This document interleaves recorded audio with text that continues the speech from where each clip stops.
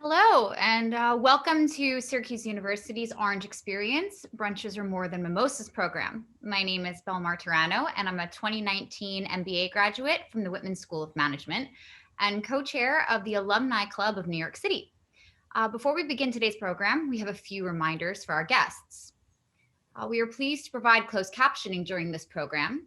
Please see the Zoom chat for instructions on how to do this. You can open the chat by clicking it in your toolbar so that it stays up throughout our program. This program is being recorded, so if you don't want your image recorded, feel free to disable your video camera by clicking on the video camera icon in the lower left-hand corner of your screen. We will be addressing questions later in the program, but feel free to enter your questions in the chat at any time. Corey Miller with the Office of Alumni Engagement will track the questions that come in. Just a few fun updates from the New York City Club. We are still in the process of taking responses to our year-end survey so that we can plan 2021 programming for anyone in the area. So feel free to fill that out. If you participate, you do get a special limited edition lapel pin celebrating the 150-year anniversary of Syracuse University. We are also in the process of onboarding new volunteers for 2021. So if you want to get involved, feel free to email me at president@bigappleorange.org. Now I'd like to introduce Torrey Grant, class of 97, Falk adjunct faculty, who is in his 5th year teaching beer and wine appreciation at Syracuse University. Torrey also works as a retail consultant and educator for both Wegmans and Liquor City in Syracuse. An advocate of the unconventional, think pairing champagne with hot dogs, Grant has melded his trained palate with Syracuse's homey, simple nature. Torrey, take it away. Okay, thank you, Belle. So welcome everyone that's joining us. I know it's a little different doing it on a Sunday, but you know, what aren't we doing differently this year? Or I guess this year too. We'll kind of jump right into it. As Belle was saying, Corey's going to track questions. If I see one comes up that looks a little bit like pertinent to like a right now, I'll try and catch it. But in the meantime, once I can get this shared, we'll get going. So let me share my screen with you folks, and we'll start from there.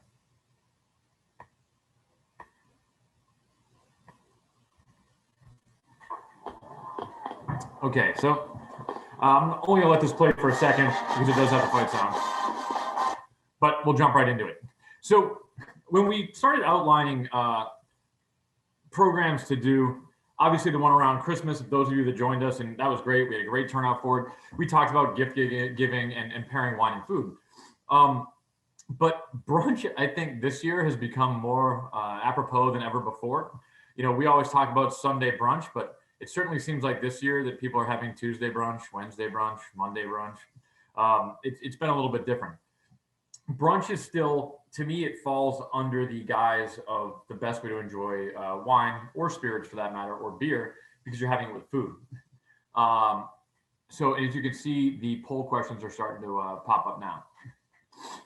So I did a little digging around. Brunch was created on Mother's Day in 1759. So I came from the restaurant world initially, and Mother's Day was always crazy because one, in the Syracuse area, you had it on commencement weekend, and it was also, you sold out because mom wanted to go out to dinner. Father's Day, we could have been closed. It didn't matter. Dad wanted to go play golf. He wanted to be left alone. Who knows what he wanted to do on Father's Day, but Mother's Day was a big one. So it was initially a custom only in New England. It was a reward for hardworking mothers everywhere to be able to have a drink at breakfast time. And I made all that up. Brunch really just kicked off in England in the 19th century. It didn't become popular here until the 1930s. There is no secret history to brunch. It's just an excuse for people to get together and have breakfast food and be able to booze it up. I joke with my kids in class that I think brunch, because we talk about pairing breakfast foods with wine and beer in class. And if you think about brunch, its inception basically is owed to alcohol. It's, you know, we're doing this at 2 o'clock in the afternoon, right? No one has brunch at 8 a.m. You have brunch at 11, 12, 1. It's almost assuming that you were up too late on Saturday night. Beyond that, it is just what the name seems. And we all know what brunch is, right? It's lunch and breakfast foods together, and you can drink during it. And if you take a state like New York, and I'm sure, you know, we're talking to people in a bunch of different states, but in New York, until very recently, you couldn't get an alcoholic beverage on Sunday before noon. Now it's 10 a.m., but so you had to have it later in the day. I don't know. I still like brunch. To me, I tend to skew a little bit more on the savory side of brunch, but brunch has taken on its sort of own life, especially in the States, and especially this year. People are doing dinner at brunch, and I'm sure we'll see drunch or breakfast or who knows what's going to come next.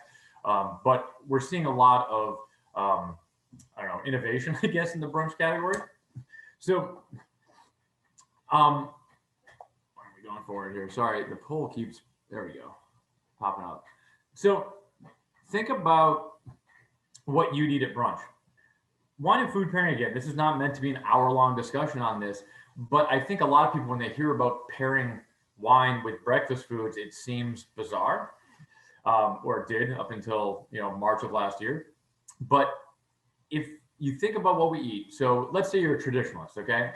It's eggs and bacon. Well, we'll take the preparation of the eggs out of it first. Bacon, sausage, ham, breakfast meats tend to be pretty salty. In fact, if you sit there, hey, look, a lot of us love bacon. If you sit around and eat a bunch of it, you're going to get thirsty. So the wines that we're doing today, the two whites, the sparkling, the champagne, and the Riesling, you're going to notice if any of you are drinking these with us, and I see a few of you in your cars, so hopefully you're not enjoying those with us. They're high acid. So acidic wines and salty food are what's called a contrasting pairing. So acidic wines will soften the saltiness of food, and vice versa. The salt, the salinity in the food will actually soften that acidic bite that you want wines to have. Eggs, though, yeah, I'm sure, if you just poach an egg and eat it, it's going to taste only like egg. Generally, even when people poach eggs, they'll poach it in oil, they'll poach it in wine, they'll poach it in butter, or they'll add a seasoning to it too. So if you're frying your egg, now you're doing it in oil or butter, you're adding a ton of flavor to it. As you go through your wines, if you're just doing a simple preparation, that Riesling, that sparkling will work there too. Let's say you're someone that eats fried eggs or scrambled eggs or omelet, but you throw a ton of hot sauce on it. Now what I would do is I'd take that dry Riesling that we have, I would switch up for a semi-dry, because sweet wines and hot food go together great. Again, this is just sort of generalities, because to me, brunch is a lot of times like a potluck dinner. When you go out, one person's getting waffles. We're having waffles today. Mikola's having strawberries on hers. I'm not. Across the table, someone might be having a Western omelet. Down the road, someone might be having steak and eggs or chicken fried steak or something like that. So the last slide before we get into the wines, I'll talk about maybe what your friendlier wines would be if you were having, let's pretend we can do this, 10 people over for brunch. You're going out with a group. But pay attention to what you're putting on your eggs. Again, salsa, I throw that up there. We do that a lot, but some salsas are really mild, others are hot. I do a staff training when I get new staff at the store, and one of the relationships I try to show them is the relationship between spicy food and sweet wines, and it's wonderful. And usually what I do is I run next door to Wegmans, I grab salsa and show them that way. One year I wasn't paying attention to the salsa I grabbed, I gave it to them, and everybody's doing stiff like this and chugging the wine, which they're not supposed to do because they're supposed to spit. Well, I grabbed ghost pepper salsa. So even when you like heat and wine, a lot of wine, if you're eating straight up Carolina Reaper peppers or ghost pepper salsa, not a lot of wines are going to be able to handle that. Even something like a Moscato d'Asti or something isn't going to be able to handle it. But a little bit of spice. We use Wiri Wiri pepper here a lot, hot sauce, Tabasco, a semi-dry Riesling. That'll tackle that. And then sweets. So like I said, we're having waffles. Even if you go traditionally, think butter, fatty, rich, creamy, maple syrup. If any of you, I know one of the big study abroad programs at SU is Florence. And any of you who've been to Italy either on study abroad or vacationing, colazione, their breakfast, it's different. It's sweet. That prima colazione it's pastries, okay? It's chocolate. If you're not big into sweets, having them that early in the day can be a little jarring. Think Prosecco with that, Soave, something from the Veneto up north to cut through that. And the way that acid works with sweets is it cuts through it. Now, let's say you have a sweet tooth and you're fine with having like pain au chocolat for breakfast and, a Belgian waffle with strawberries and whipped cream, and you want a sweet wine. The advice I give you is Sweet and sweet works, but your wine needs to be sweeter than your food, or it's gonna get buried and it's gonna bring out some bitterness. So if you like sweets and you want to have sweet wine, you got to go Moscato d'Asti or something like that with waffles with strawberries or fresh fruit. If you went real sweet, you might actually have to get into sauternes or ice wines, which at that point I would chase brunch with insulin perhaps or something, because you're going to be starting your day off with a pretty big sugar rush. So that's what I look at. Now, before we move to the wines real quick, yes, we said everything. We said other than mimosas, but mimosas are great. One, you can fool yourself into thinking that you're drinking and being healthy at the same time. But the acidity, the reason mimosas work, you have an acidic sparkling wine and you have an acidic orange juice. Acid and acid works really well together. Also, Bloody Marys. Bloody Marys have all sorts of uses, okay?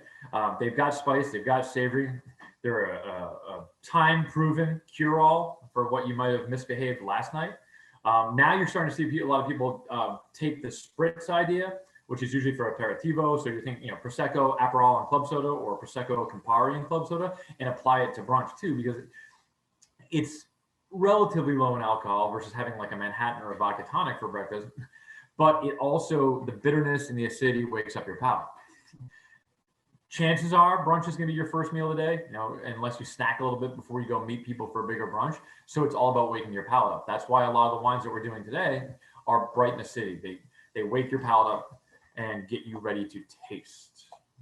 Okay, so last thing, when we get back to having a few people over, or even going out again, good God, it's coming, and you getting put in charge of picking the wines, the sort of toolbox full of little clues I would give you.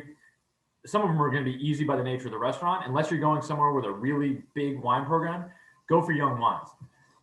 90% of people that go into a store and buy wine are drinking it that day or that weekend. It's a small percentage of people that sell their wine. So most of you and most of your guests are going to be used to drinking wines that are young, current vintage.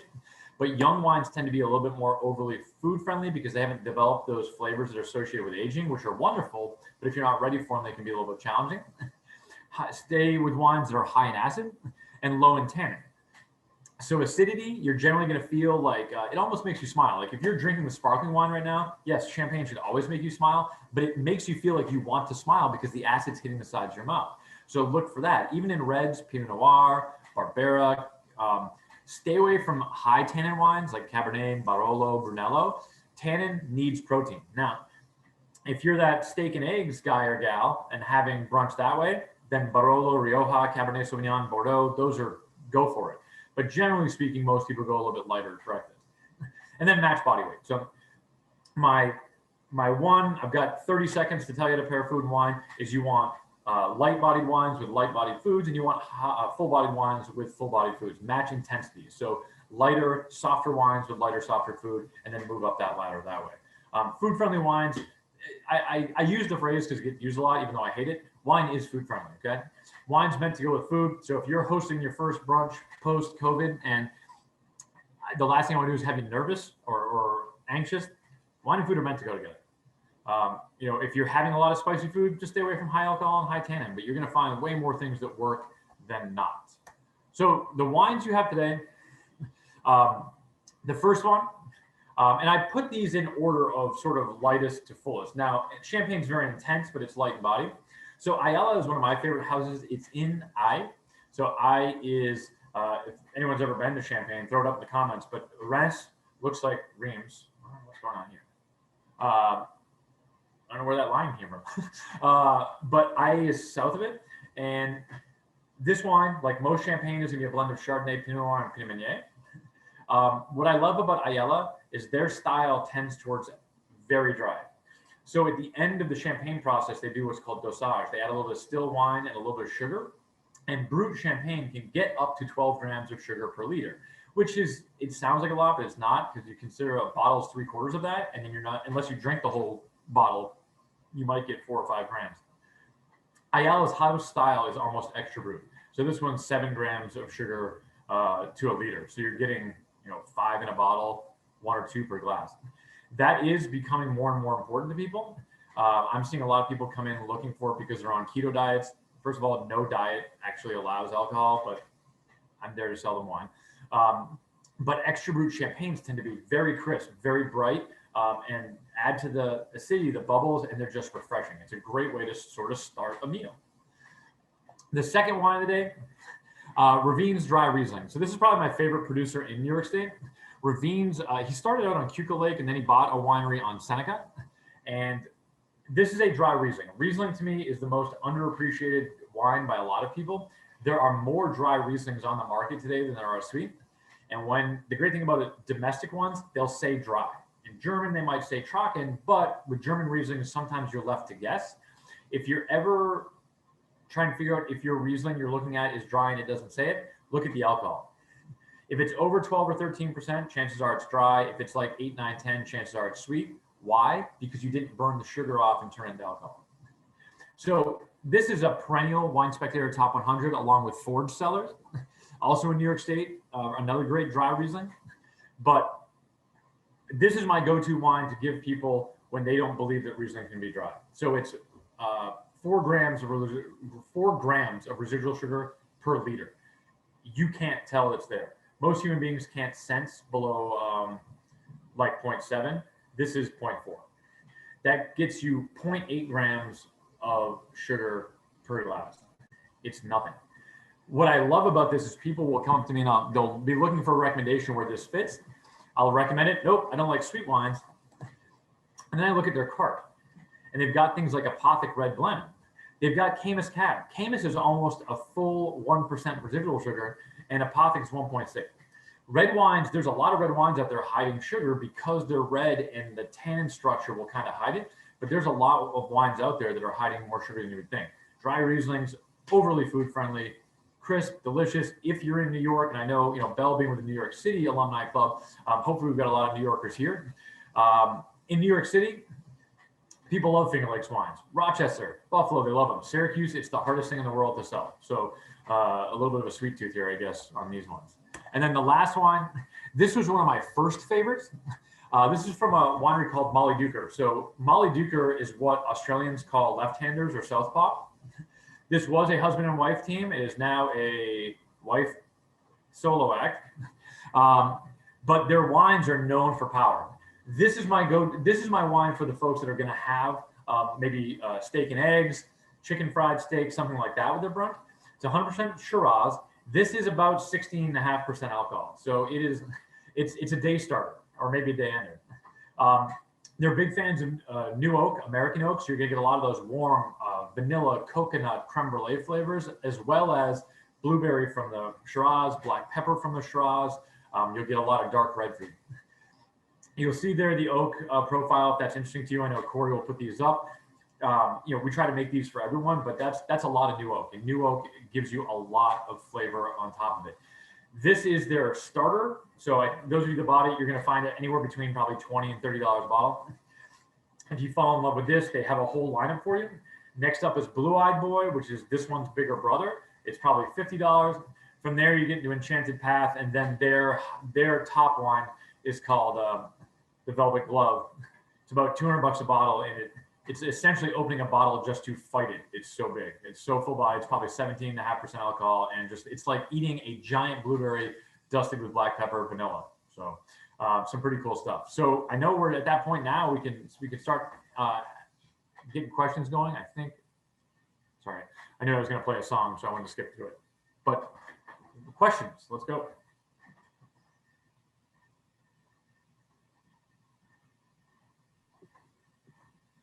Torrey, I've got a question actually, and folks, feel free if you'd like to, by all means, unmute yourself if you have a question or if you want to pop one in the chat.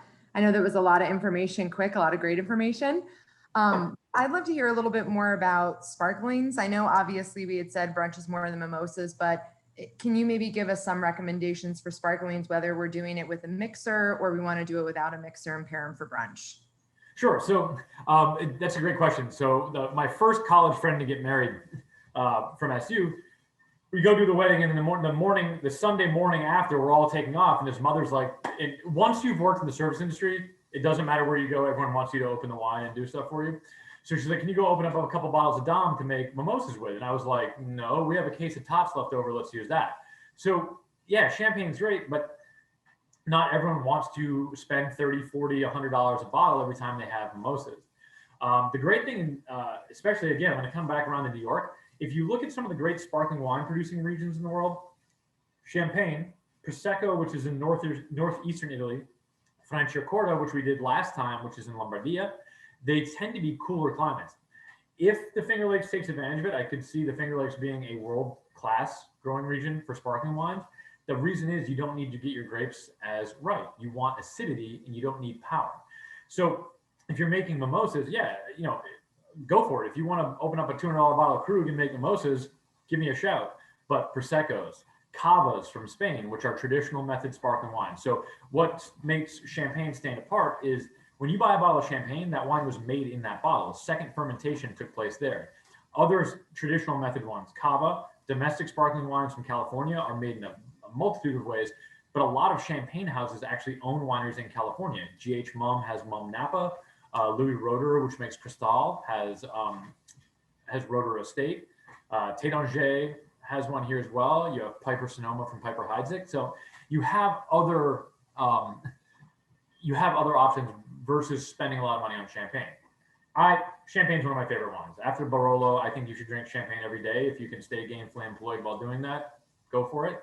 But yeah, and it also, you might be the biggest wine lover that you know, which sounds funny until you think about it. If your other friends aren't, that will dictate what's coming over. Like when I open my cabinet up, it depends on who's here, what's getting pulled out. Not that I don't like some of my friends as much as I like others, but some friends will get as much joy out of a $10 bottle as they would out of a $100 bottle.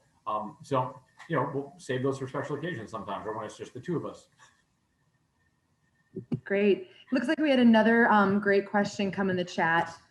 Could you maybe give us some ideas about wine cocktails, knowing that not everyone maybe wants to drink their wine plain with brunch, but wants to incorporate wine and not just sparkling?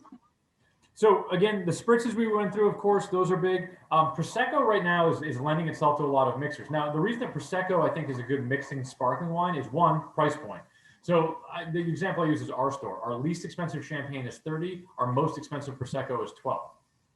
So, but a lot of people are mixing in Saint Germain, which is an elderflower liqueur, doing riffs on the old Kir Royale, which was a currant or a cassis liqueur mixed into sparkling wines. If you don't like sparkling, so a Kir Royale was cassis and sparkling wine. A Kir was cassis and white wine.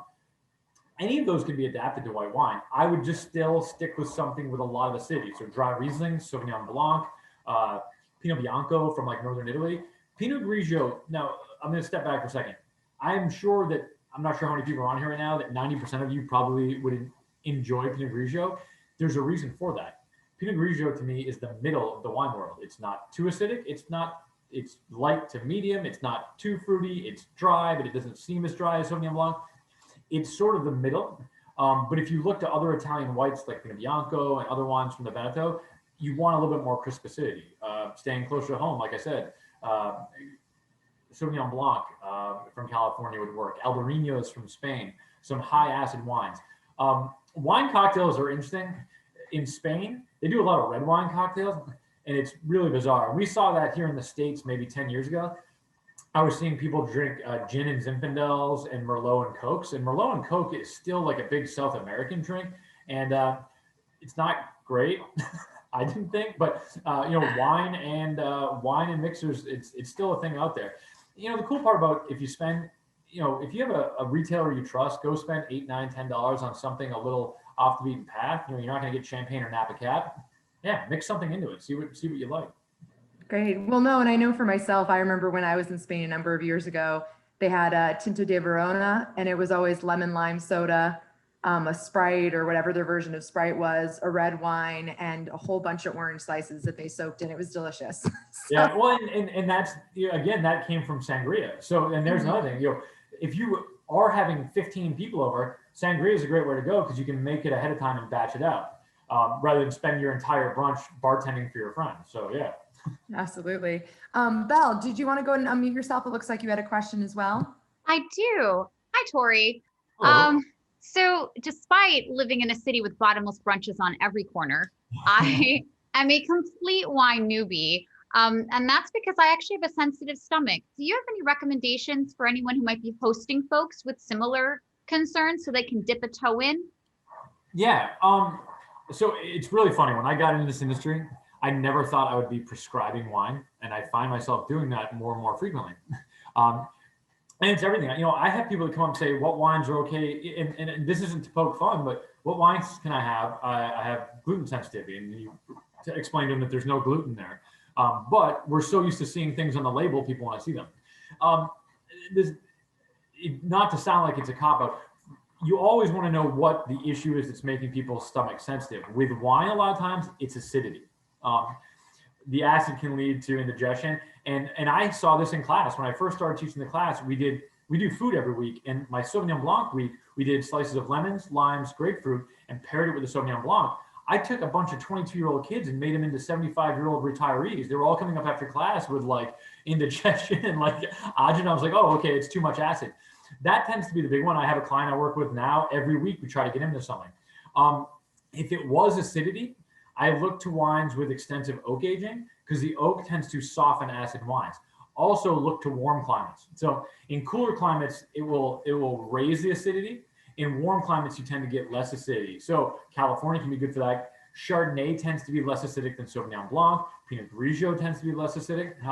Now, let's say it was something like tannin, which I've heard that a few times. Right there, whites would be your best bet, or less tannic wines like Pinot Noir perhaps, but they have acidity, or like Barbera. The one thing I will say is, especially it's hard if you had, like, say you had 6 people coming over and they all had the same issue. Now it's like, okay, are they 6 the same? But for you, try some wines, have a half a glass one night, see if it bothers you. Because we're seeing that, and it was crazy. I've had people come and ask me what wines go with their beta blockers. I'm like, none, don't, Jesus, So it's something we deal with quite a bit. And in the context of my class, I have anywhere, prior to COVID, I'd have 320 students.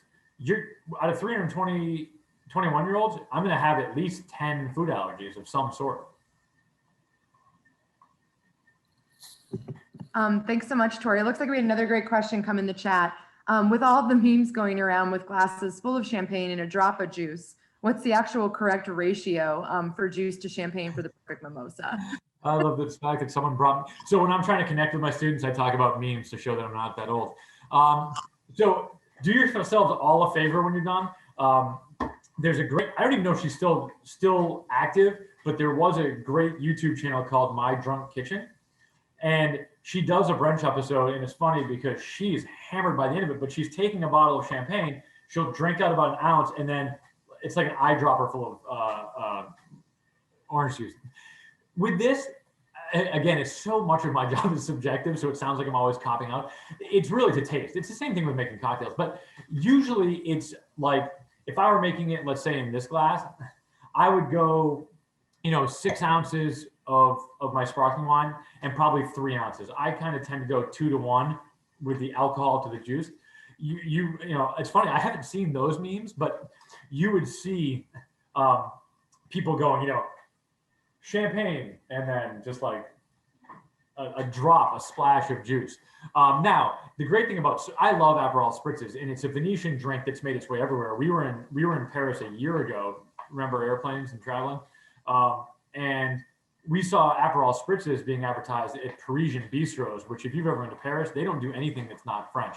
With those, it's basically 1 to 1 to 1. But the great thing is, a lot of these products now, if you buy a bottle of Aperol, the recipe's on the bottle. Like, you're seeing this kind of focus. Many of you might not know this. As of 2012, the United States as a country drinks more wine than any country in the world. You're seeing even foreign countries label their products that are sent here with more information than ever before. So, yeah, I usually go 2 to 1 mimosas, but it depends on what my Saturday was like. Maybe I'll go 3 to 1. Absolutely. It looks like we have a few other questions. Yeah. One individual wanted to know if you have a website and if you teach classes or what classes you teach on a regular basis for SU alumni. So this is my first foray into the alumni world. Now, I'm class of 97. I am technically class of 2020. We took a little time graduating, and now I'm going to keep Belle on the line afterwards because I started my first grad class at Whitman this week, and wow, I've never done this before. Yeah, I'm doing the supply chain program, which is the new one. So, but it's going to be an interesting semester. But so generally, I was lucky. I never got furloughed at either of my careers this year. I did teach in person, but I had to teach online. I don't teach anything online per se. I wrote a textbook this year, which we're in the middle of launching now, which is a digital textbook. So we could maybe make that available through the alumni site if people want to take a look through it. I'm a horrible salesperson because it's one of those ones like digital textbooks are, you get it for a year. So eventually it would go away. I'm trying to find a workaround on that, but my publisher is strictly a textbook publisher. They don't do regular books. But that's something we could make available. And it's so funny. I made it $65. I don't even usually require a textbook because kids get crushed with textbook costs. And the funny thing is, a couple places along the way, they've tried to add cost to it. And I keep telling them, no, keep it down, keep it down, keep it down. So that will be available in the next month or so. But I don't do an online class. But that's maybe something you can work on through the alumni office. Absolutely. Well, and speaking of that, I'd be remiss if I didn't do a shameless plug because we actually are going to do 2 more events with Torrey, similar to this, but with different themes and topics. So definitely keep an eye out. One of them will go online next week and registration will open. We're doing a great one themed for Valentine's Day in February. So definitely keep an eye out for that. And that'll be focused around pairings for your fancy Valentine's Day dinner that you're cooking for your date for Valentine's Day. And what kind of wine pairings you might do for that, as well as what sort of wine pairings work great with chocolates and desserts. So we have that in February. And then in March, we're also doing a program about wines from places you wouldn't expect, which I'm really excited about. So we'll be looking at some of those places that you don't hear about as frequently and some delicious wines that they're currently coming up with. So definitely keep an eye out for that. And we'll talk more about that at the end of the program and pop a link in. It looks like we've got a couple of other questions coming in too. One question that came in was, I've got a couple books on mixing cocktails. Do you have any recommendations for books that focus on champagne and other sparkling wines? On a just champagne book. So one of the, I'm trying to think of a champagne book that would be, a couple of the ones I know are more on like history. So one of my favorite wine books of all time focuses on champagne, and it's the Widow Clicquot. So Veuve Clicquot, which a lot of you probably had, Veuve, and it's funny, you hear multiple pronunciations, but Veuve Clicquot, Veuve means widow, and it's the story of her life in Champagne, and it's absolutely fascinating. If you think about that time in France, we're looking at late 1700s, early 1800s, women didn't have a lot of rights. When you got married, you got a few, but if you died, you now had the same rights as men in that society. I'm surprised there weren't more widows, air quotes. But her life and what she did for Champagne, it's fascinating. It's a well-written book too. You don't have to be a wine fan to like the book. While we're on that topic, 2 other books real quick that aren't in Champagne, but I think are great if you're not strictly into wine. Wine and War, which highlights the French wine industry during World War II, is fascinating if you're a history buff. And then Shadows in the Vineyard is about a real-life attempt to basically kidnap a vineyard. And it's got great history on one of the most famous wineries in the world, Domaine de la Romanée-Conti. It has great history in the wine industry, and it's a crime thriller, and it is 100% true. If I were going just for wine books that maybe don't have a strict focus on sparkling wine, one of my favorites is Great Wines Made Simple by Andrea Emma Robinson, who's a master sommelier. And then Jancis Robinson's wine book is great because it highlights all the regions, all the types, and all the grapes. And it has a pretty big section on sparkling too. Another question that came in, do you have any suggestions for guests that might be doing dry January, but still want to have something sparkling and special in their glass? Yeah, so I'm cheating this morning. This is sparkling cider because I have stuff to do. But yeah, so it's funny this year, there's a lot of stuff in the press about less people doing dry January just because, this might apply to some of you who are still working from home. We are seeing a move in the industry toward the big trend is low or zero alcohol, not only wines, beers, and spirits. I'm going to blank on the name. There's a group of women that just launched the brand early last year of no alcohol, zero alcohol spirits. So you're seeing more and more of them. Smirnoff has launched a line of no alcohol spirits. Wine, depending on what state you're in, like in New York State, it's weird. In a liquor store, you can't sell anything that doesn't have alcohol in it. But like if you go next door to Wegmans, they have alcohol-free wines and beers. And anyone that's, I'm 46, anyone that's probably over 30, you had all these terrible NA beers when you were growing up. Now there's a lot of good NA beers. So you have a lot of cocktails out there. But if you get a lot of brunch spots now, they're running right next to their cocktail list, a mocktail list. Fresh fruit juices with sparkling ciders. I saw in the comment section that someone was having a sparkling apple cider mimosa and then rimming the glass with sugar and cinnamon, which is a big one. Especially in the fall, we do like a lot of, when I used to bartend, pumpkin martinis and things like that. And the cinnamon sugar rim is awesome. So you're seeing more and more of that. But sparkling cider has taken on a huge presence in the last couple of years. So you can find pear spiders and apple ciders and raspberry apple and cran apple. So tons of great question, but tons of opportunity there. Great. Can you maybe share? We had a great question in here where someone wanted to get your thoughts on boxed wines. Yeah. So I try to tell my students I'm the least wine snob you'll ever meet. Hopefully, every wine has its place. So at the beginning of COVID in March, liquor stores in New York State were deemed essential because we are, and boxed wine ran out, and it wasn't, the wineries had plenty of wine, they didn't have the cardboard. And we saw the same thing about 3 months ago with aluminum. But so I saw the comment and someone was saying that they were less healthy. So okay, as much as it pains me to say this, alcohol is poison. All right, now we can move past that. The only reason I could see boxed wine being less healthy would be, one, if you were paying attention to sugar. With boxed wine, you're talking about wineries that are producing millions of liters of wine. The easiest way to hide flaws in wine is to leave a little bit of sugar behind. The great thing is in California, you cannot add sugar to wine. It's illegal. Now, there's ways around it. They'll add grape concentrate or a chemical called mega purple. It's not a chemical, it's grape concentrate. I bet you can guess what that does.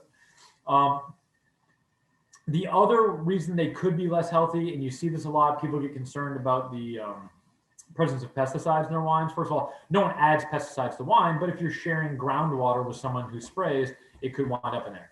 Anytime you go down in cost and up in volume, risk sounds alarmist, but there's a better chance of that being there. And the great thing is fine wine in America, it's $15 and up. That's how that category is measured. You don't have to be spending $50 a bottle to get handcrafted boutique wines that are organically grown or something. But with boxed wine, yeah, if I was going to go down to less healthy, it might be the presence of a little bit more sugar. And those are big, huge vineyard areas. So they're definitely spraying in order to keep that amount of fruit going. But the cool thing is the wine industry has embraced organics probably faster and in general more than even the food industry has. So there's a lot of options. Great. And then I actually got through private message one more question. And then I think we'll have to wrap up, but we do have a question. Obviously, today's focus was about wines. Are there any beers that you'd recommend for folks that maybe are looking for a good beer pairing for brunch? Yeah, so kind of going off of what you were saying, the shandy has made a comeback too. So a beer with like a lemon lime soda or something like that. But if I were going for brunch beers, I like, it's an overused word, but like session beers. So session beers, the idea behind them is you can have several in one session because they're lower alcohol. Also stouts, some stouts like Guinness, other stouts can be 11, 12%. Guinness is 4.5%. It's essentially breakfast already. You've got grains, you've got low alcohol, it's low in calories. But those are great. A couple, so Sam Smith makes an oatmeal stout. That seems like it's prepped perfectly. There's another one out there that is a bread pudding stout, which is again kind of sounds good for brunch. And then the last style of beer out there I might look at, I love. I'm not a huge IPA fan because everyone's IPA crazy, but there's a category of beers called champagne IPAs. So whenever you ferment sugar into alcohol, you're always leaving some sugar behind because it's impossible for all of the sugar to ferment. But in champagne IPAs, they introduce an enzyme that burns out the very last of the sugar, and it creates these really dry, crisp beers that are kind of cool. They're good palate cleansers. But yeah, session IPAs or session beers, lambics for fruit beers, stouts, and maybe those brewed IPAs. Thanks. Thank you so much. So definitely, if folks have other questions, feel free to pop them in. I know Torrey is always gracious and stays on for a few extra minutes if you think of something after the fact. But otherwise, I'm going to turn it back over to Belle for a couple more remarks and to close us out for the afternoon. Great. Thank you, Corey. And thank you, Torrey. I learned so much as a wine newbie. And that was really super fun.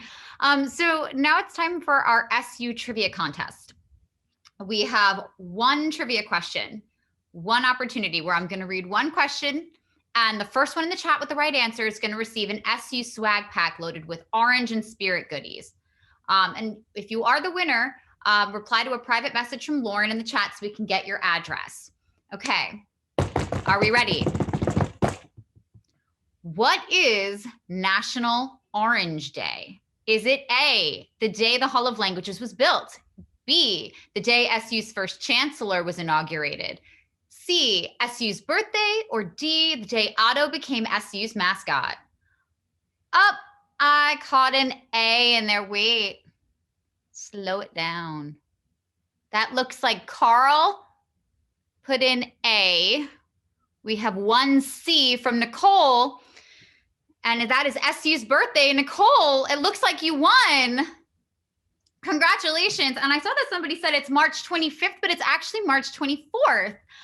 So Nicole, you are our lucky winner. Thank you so much. I actually also did not know that it was March 24th, but I only learned that today because we are putting on some special programming in New York City for National Orange Day. So please be on the lookout for that. So congratulations. And thank you again to Torrey, and thank you to everyone who joined us today. By participating in today's program, you are entitled to a discount on fun wine items from the SU bookstore. Your discount code, now write this down, is WINE21. That's WINE21. And it's good throughout up until January 31st. So you'll be receiving special top wines lists from Torrey, which you can see the Zoom chat for the links right now and save them. It's really wonderful. Please keep an eye on your email for a brief survey that will arrive shortly after our event concludes. Your feedback is very important as the Office of Alumni Engagement plans future events. And check out our CUSE community website for more Orange experiences, including fun programs about beer, tea, self-care, fitness, just about everything. So look at our chat for some helpful links. And thank you for participating in today's virtual program, everyone. Feel free to stay on if you have any questions for me, for Torrey, for anyone, and go Orange.